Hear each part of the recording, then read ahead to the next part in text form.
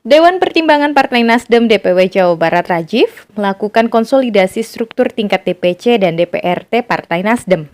Selaku bakal calon pemilu legislatif tahun 2024 mendatang untuk daerah pemilihan Dapil 2 Jawa Barat yang diselenggarakan di Alam Wisata Warnasari Camping Ground, Kecamatan Pangalengan, Dapil 7 Kabupaten Bandung, Jawa Barat pada Senin siang.